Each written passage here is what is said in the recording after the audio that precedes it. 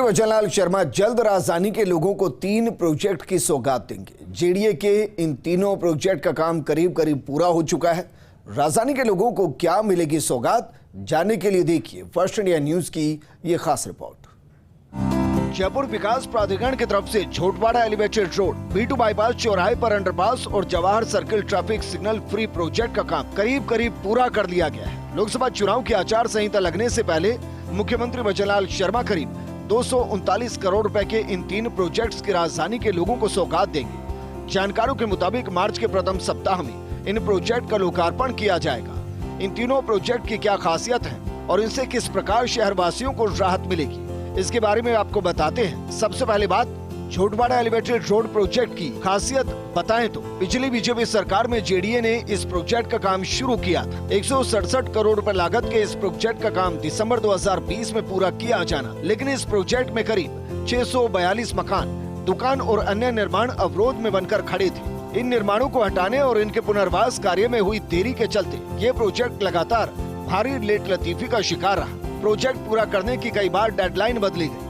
मौजूदा railway overbridge से जोड़ते हुए 3 लेन चौड़ी एलिवेटेड रोड का निर्माण किया गया। 2450 मीटर लंबा ये एलिवेटेड रोड झोटवाड़ा की तरफ पंचायत भवन से शुरू होता है, जो जयपुर शहर की तरफ अंबाबाड़ी तिराहे से आगे पेट्रोल पंप के सामने उतरती है। इस एलिवेटेड रोड पर झोटवाड़ा से जयपुर की तरफ वाहनों का मूवमेंट रहेगा। खातीपुरा की तरफ से जयपुर जाने वाले वाहन एलिवेटेड रोड पर सीधे जा सकेंगे। इसके लिए प्रोजेक्ट के तहत एलिवेटेड रोड को जोड़ता हुआ पुल बनाया गया है। इन वाहनों को लता सर्किल से घूमकर आना पड़ता है। इसके चलते सर्किल पर लगने वाले जाम के कारण भी पुराने ओवरब्रिज पर यातायात बाधित रहता है। निबारू रोड से जयपुर जाने के लिए बने पुराने पुल को भी एलिवेटेड रोड से जोड़ा गया है। इन 3 लेन एलिवेटेड रोड में से 1 लेन चौड़ी लेग चौमो सर्किल से पहले उतर जाएगी। इस लेग से सीकर रोड जाने वाले वाहन सीधे जा सकेंगे। 3 लेन चौड़े पुराने रेलवे ओवरब्रिज पर जयपुर से झोटवाड़ा की तरफ वाहनों का मूवमेंट रहेगा। इसके लिए इस ओवरब्रिज के बीच के डिवाइडर को हटा दिया जाएगा। एलिवेटेड रोड का काम तो पूरा हो चुका है,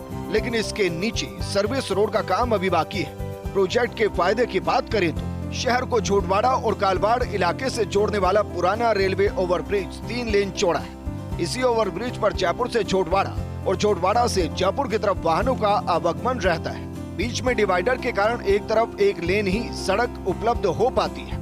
इसके चलते सुबह से रात तक कई बार वाहन जाम में फंसे रहते हैं। पीक आवर्स सुबह और शाम तो इस ओवरब्रिज को पार करने में वाहन चालकों की सांसें फूल जाती है। जेडीए के सर्वे के मुताबिक इस ओवरब्रिज से करीब 10 लाख की आबादी लाभान्वित होगी। इस प्रोजेक्ट से कालवाड़ और झोटवाड़ा से जयपुर जाने वालों को सीधी कनेक्टिविटी मिल जाएगी।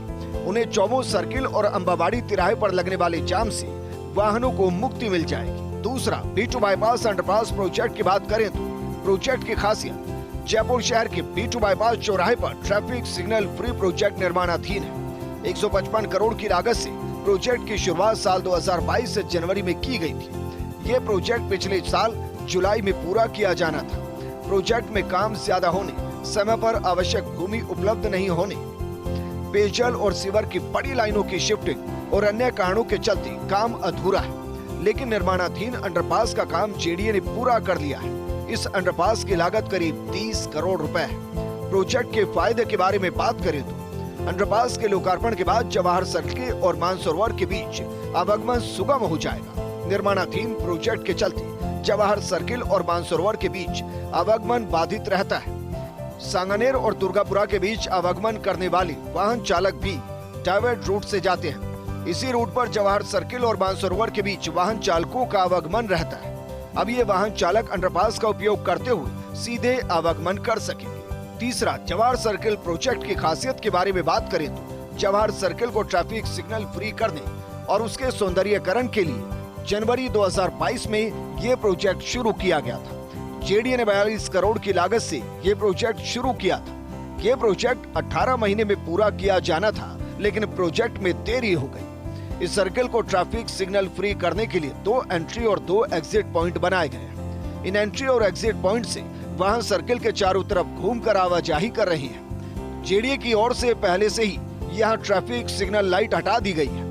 एक मार्ग से निकलकर दूसरे मार्ग पर जाने के लिए वाहनों को रुकना नहीं पड़ रहा है। टर्मिनल 2 और स्टेट हैंगर जाने वाली सड़कों के बीच एक सबवे और दूसरा सबवे जवाहरलाल नेहरू मार्ग और जगतपुरा रोड के बीच बनाया गया है। इन सबवे के माध्यम से जवाहर सर्किल घूमने आने वाले लोग पैदल आ जा सकेंगे। इन लोगों को तेजी से दौड़ते वाहनों के बीच में से होकर गुजरना नहीं पड़ेगा। इसके अलावा जवाहर सर्किल के अंदर करीब 1300 मीटर लंबा सिंथेटिक पाथवे भी बनाया गया है। टर्मिनल 2 को जाने वाली सड़क के सामने मॉन्यूमेंट बनाया गया है।